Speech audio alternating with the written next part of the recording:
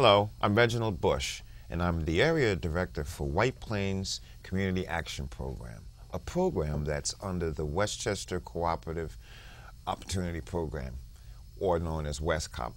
We do preventative services, we do job skills, we have a food pantry, and today, White Plains CAP Talks is pleased to have with us Michelle James. Hello, Reggie. Michelle. How are you? I'm well. How are you? Thank you for having me. Yes, thank you for coming. So I'd like to just tell our audience and those out there watching, who is Michelle James? I've been with Victims Assistance Services, which is part of the WestCOP family, for over 10 years now. Wow. My role is the site director in White Plains, helping out innocent victims of crime. I got my master's degree in criminal justice from Iona College, and during my internship, I was doing my internship at Victims Assistance Services, and after my internship was offered a job, and I've been here ever since. Really? So I've been in the White Plains community helping out our innocent victims of crime. Now, are you a native of Westchester County? No, from the Bronx. The Bronx? Yes, from the No. Bronx, yeah. Okay, nice. So you're here in White Plains. Now you said you're the site director for victims. What is victims assistance for those of you out there that don't know? Victims Assistance Services helps out innocent victims of crime. So we get referrals from the police department, various other agencies with victims of crime. So you can have an elderly person who's been a victim of a crime. We have an elder abuse specialist in Yonkers that assists us with those kinds of victims. We also have domestic violence victims, child physical and sexual abuse victims, domestic violence, homicide victims, and we have a site director who's the homicide program coordinator in our Peak Skill office, Nicole Malgarinos. So we have 6 different office sites within Westchester County. I'm the site director in White Plains. We have Judy Rains, who's in the Mount Vernon Police Department with the Advocate, and we also have a site in Yonkers. As I explained, Rebecca Palmer is the elder abuse specialist there and site director, and Nicole as well. So we're all working together in Westchester County to help our victims who go to the police department and they need further assistance. Clients who don't want to go to the police and report, we accompany them to the police department. If they have a case going on within the court system, we accompany our victims to court. So there's different levels of needs whenever a client walks into our office and needs assistance. Our main headquarters is in Elmsford with the WestCOP office and our director, May Krukeel, and we have our therapists are also located in that in our main Elmsford office. So we're spread out, and that's what makes it good for us, because we have clients that are in the north and southern part of Westchester County, so we're able to assist them. Wow. So there may be some that that think that victims are people who live in urban areas. Would that be a true statement? That's not true. Really? That's not true. We have clients that come from all different areas within Westchester County. Clients from Yonkers, Mount Vernon, straight up to Yonkers, from the Rye area, Peekskill, northern part of Westchester. So victims come, men, women, children. We also have the LGBTQ population, lesbian, gay, transgender, and queer population that we service. So victims, there is no one race, color, or one, how can I say, person that comes from a different class or race. Crime affects everyone within our city. Because I think some people, when you hear of abuse or crime, many people think that, oh, you know, those are the things that affect those urban areas, many of which are in the southern part of Westchester. But you've certainly just cleared that up. Having been here for 10 years, I've had clients that come into my office, different race, economic background, different cultures. So crime affects everyone. And if anyone is sitting home thinking that it can't happen to them, that's not true. That's a false statement. And I suspect, I mean, some victims, especially, let's say, and the other thing that I want you to touch on, because I think when people think of, let's say, physical abuse, they think of a man and a woman having those physical altercations, which you'll clear up for us in a minute. But many of the abused victims, I think I've heard, and you'll clear this up too, sometimes are going through that stuff for years, and many are afraid to, do certain things because the abuse will continue or probably increase with certain incidents. And so tell us some of the, For instance, in domestic violence relationships, the victim is usually scared. She is scared to come forward, and I say she. Statistics does show that there are a lot more women who are abused. However, in the LGBTQ community, lesbian, gay, and transgender community, there is victimization that goes on. There is domestic violence. There is sexual assault that goes on. And we Really? service those clients that come into our agency.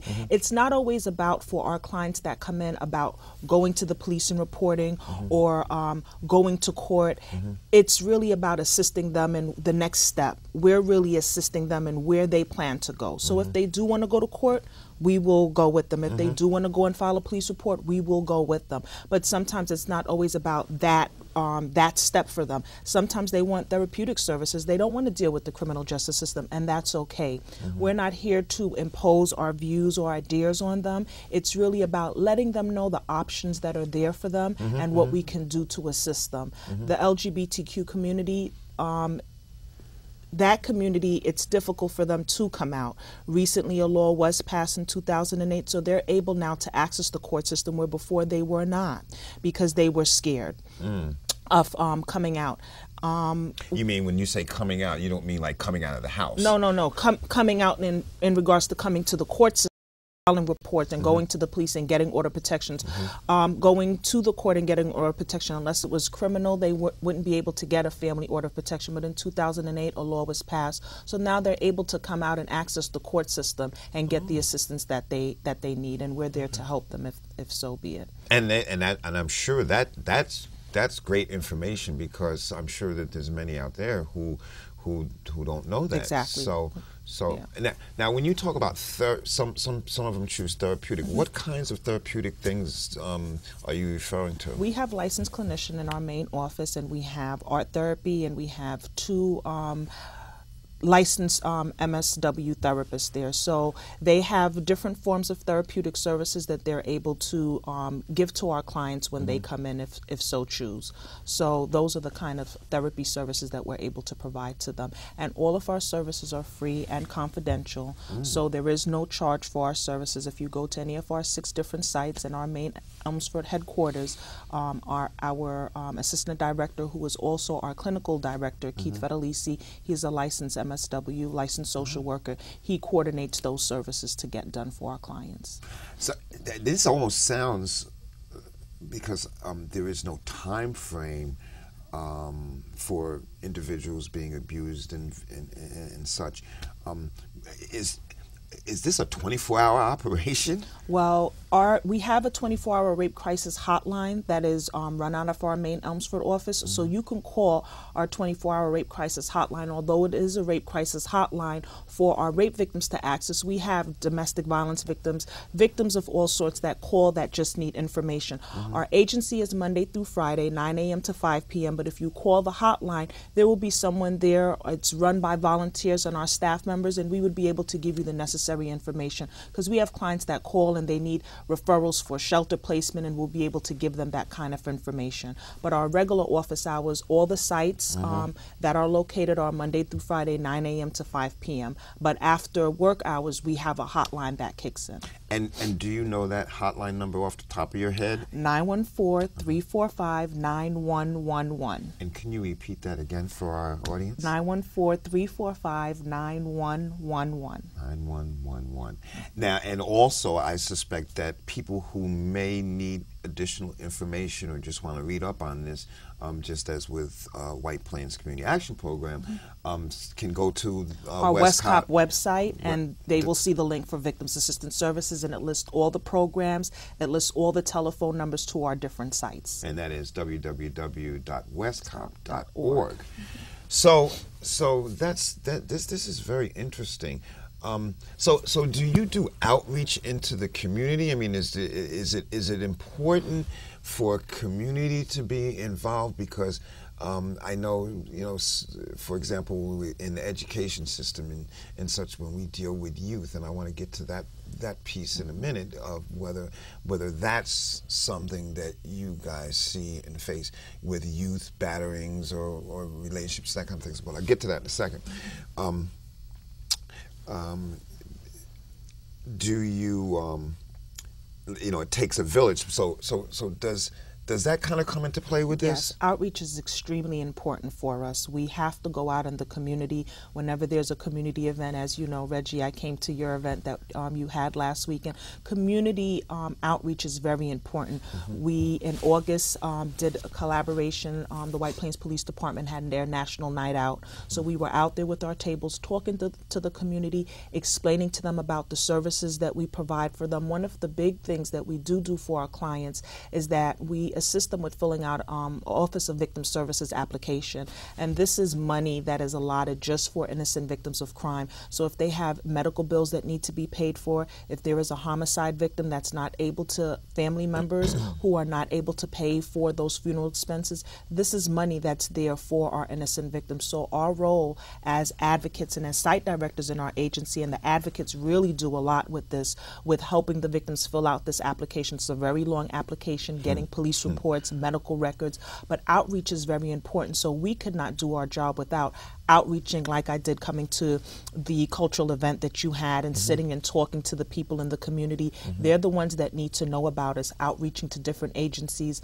A lot of the times agencies will have events and they'll call upon us to come and set up tables and talk. We definitely do that. We have, our rape crisis hotline coordinator, and we have a sexual assault forensic examiner coordinator, and the both of them go out into the community. They do outreach to the police department, train police staff about our rape victims, our rape crisis hotline, and our sexual assault forensic nurse examiners. So we have those two programs that run out of our main office, and that's all going out into community and outreaching. We talk to the schools about our hotline, the colleges, and different agencies. So we couldn't do it without outreaching to the community. That's why we're here, to let the community know that we're here to help them.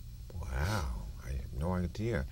So do you find yourself dealing with the younger populations?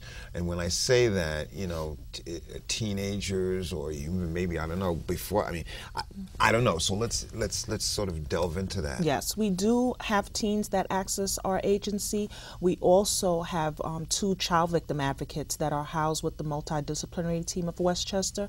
And those 2 child advocates, they go out every time there is a serious physical or sexual abuse of a child. They respond with the Child Protective Services workers, and they go out to the home to do outreach and assess the needs of the families. So we do have children that are abused in our community, and agencies that call upon us to assist these families with the abuse that's going on in the home, as well as teens that can be in an abusive relationship and don't know what to do. They can come to our agency and get referral services and get counseling to assist them and let them know what services are out there for them.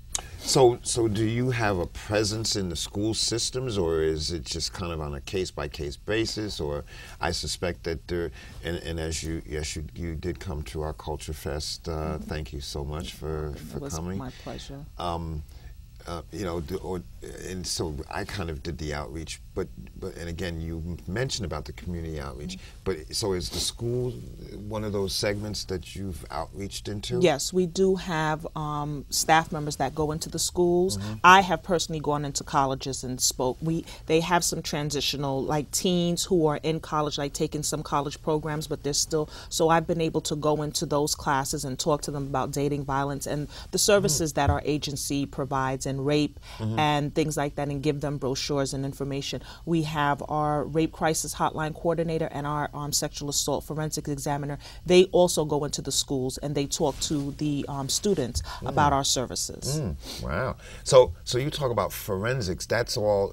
I mean, some may think forensics that you're talking about, murder and that kind of stuff. So tell us what you mean by that. We have a safe it's called SAFE program. And basically what it is that we have a coordinator who trains nurses. So every time there is a rape that happens in Westchester County, an advocate and a SAFE nurse is called to respond to the hospital. And what that nurse does is that she collects the evidence from the victim who has been raped.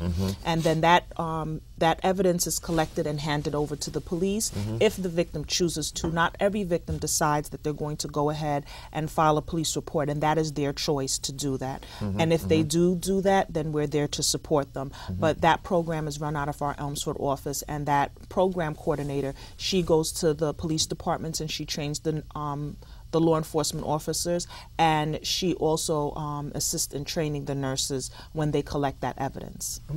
Interesting. Now, so let's say if there's a situation that someone calls your office or reaches out to you, I've got to believe, but I just want to make sure so that our audience knows, this is all confidential, and confidential. Yeah. It's all confidential. Anyone that calls our office, all of our information is confidential and all of our services are free. We would not be giving that information out to anyone unless that client wanted us to contact someone else. So sometimes when our clients come in and they're victims, there's layers of things that they need. They need housing. They need so many different resources. We can't do it on our own. So we rely on the agencies that we collaborate with and we work closely with. So the only way we're going to be able to collaborate with those agencies and release any information, that client would have to give us permission first. So all of the information that they give us is confidential. And now you say contact your office. Now, obviously, I would suspect it's not that same 9111 number, right? Right. My direct number to my office is 914-995-6058, and my advocate's number is 914-995-5526, and she's bilingual. Oh, she is? Yes, she is. So, and that's a good thing, because as our city becomes more diverse with individuals that may not speak native English, that becomes very important. And so, wow, my head is swimming with all this stuff, because you obviously need to be culturally diverse in handling and interacting with different clients and populations. Yes.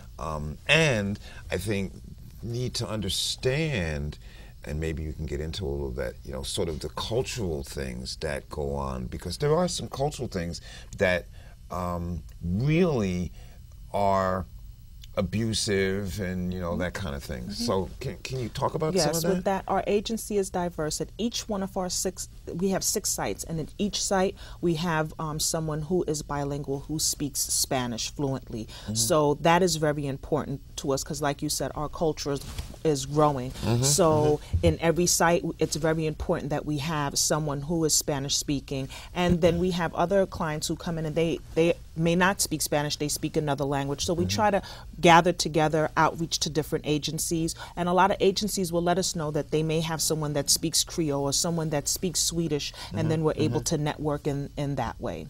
Wow. Is there any collaboration, because in the city here, White Plains, there's a lot of reverse commuting that goes on, meaning that people who live in the city commute up to White Plains for their employment. So is there any kind of collaborations with agencies, let's say in the city and that kind of stuff? Let's say if someone is living in New York but commuting here, but having some issues, what would they do? They would give us a call. A lot of times we get calls like that where individuals live someplace else but they're working in Westchester County, and we try our best, to assist them as best as possible, or give them other resources that they may not have even were aware that is in their neighborhood. So we try our best whenever we have clients that contact us and that work within the community. We try our best to accommodate them and give them the resources that are necessary for them. Okay. And being a part of WestCOP, I think certainly gives you bridges to a lot of those programs and services that are offered when people, because I think you touched on something when you talked about individuals that come to you and you think, well, they're coming for this one specific thing, and then the next thing you know, you're talking about 4 different things. Exactly. Right? So I'll have a client that comes in, and she is in a domestic violence situation, and she now has to relocate, and she needs food, and she's temporarily out of work. So I would pick up the phone, and of course I would call your office, Reggie, fill out my paperwork, and send them over to you. So it is very crucial. I mean, we are very fortunate to be a part of the WestCOP family because, as you know, we have so many different programs that are going on, child care issues that someone may have. Sometimes we have elderly people who are looking like for a second kind of job so they can do the grandparent foster care program. So we're fortunate to be linked with WestCOP because there's so many services. Like I said, clients come in, and yes, they come in at first and they're a victim of some form of crime that has happened to them. But when you sit down and you talk to them, they need clothing, they need shelter, they need housing, they need food, and all of those things. I'm able to pick up the phone a lot of the times, call you and say, Reggie, I need X, Y, and Z, or call one of our other agencies that's connected with WestCOP and get the assistance that someone may need. And I think the other great thing is you mentioned that you have an office in Peekskill. Yeah, we have an office in Peekskill, Mount Vernon, Yonkers, and then my office here. And then we have, like I said, we have 2 satellite offices because we have an advocate that's housed in Yonkers, across from our main office in Yonkers, in the probation department where they do family orders of protections. And then, and then we also have our 2 child victim advocates that are housed right here in White Plains with CPS.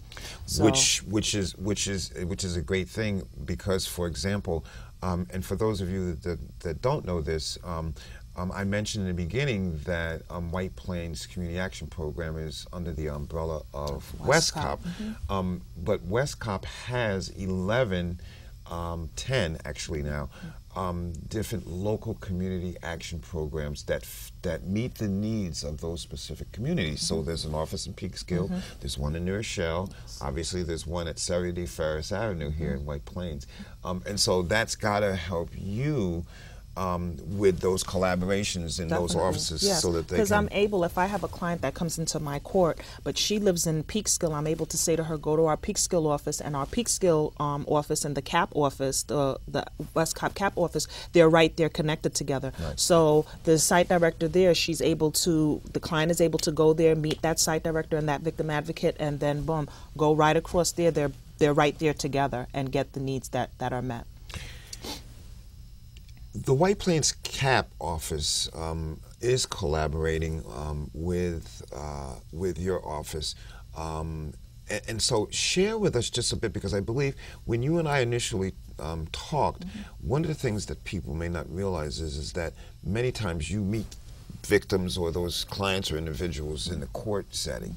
So tell us about how that works, and then what the two of us are trying to do in White Plains. So a lot of the time our clients, like I said, they're referred from other agencies. They're referred from the White Plains Police Department, so they come into our office in the White Plains Courthouse. Not everyone wants to come into the court system. People are intimidated by it. They're scared by it, and that's understandable. So when you and I were talking, we were thinking of ways, what if a client doesn't want to come to the courthouse? Now, there are safety concerns for the client and our staff as well, but you and I were talking about how I can come to the White Plains CAP office and see clients there because it's a little bit more comfortable for them. They're not so nervous. They're not feeling pressured that they're in the court system, so they really have to go get an order of protection or go speak to law enforcement. So we were talking about ways where myself and my advocate can come and meet clients there and talk to them and just give them the information, because information is power for them. Yes. The more information that they have options, and that's what they need. They need to know, this has happened to me and my family, what can I do and what services are out there? So that's where you and I were sitting down collaborating and talking about, what happens, Michelle, if a client doesn't want to come to the courthouse? What can happen? And I said to you, Reggie, I can always come over to the office and speak to the clients. And again, that's at 70 Ferris Avenue here in White Plains. And the office number, if you need to reach out to me or my office, 428 7030. That's an area code 914. And what is your number again? 914-995-6058. And my bilingual advocates number is 914-995-5526. And the crisis hotline? Our rape crisis hotline is 914-345-9111. That's great. So as we wind down, and it's been great talking with you. It really Thank you so much, Reggie, for having me here. I appreciate it. Well, it's just a wealth of information because I've got to believe that you see a lot of individuals that are in these situations, but they come to you probably in confused state. I don't know what to do. You know, where do I go? Do you find that a lot? Yes, and sometimes they just want someone to listen to them. They just want someone to understand the pain of what they're going through. Their child has been physically abused. They've lost a loved one. Their daughter has been raped, or their son has been physically assaulted.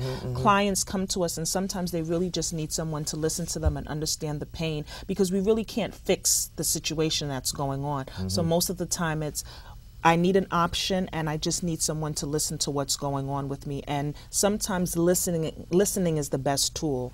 Sometimes you can present options, but it's really about listening to them.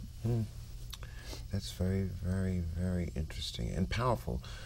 And I think, you know, it's certainly critical that individuals understand that they do have options, because many times I've got to believe that in those kinds of situations, people feel like options are limited, and they end up staying in those relationships or situations when they don't necessarily have to. Yeah, because there's so many different layers. There's the economic abuse and scaring the individual to believe we're going to take your kids away. So there's a lot of different things. It's not that they don't want to leave, but sometimes their options are limited, and they're scared. They're basically scared. So once again, I want to thank you for being here. Thank you, Reggie. It's been so wonderful talking to you, Michelle James.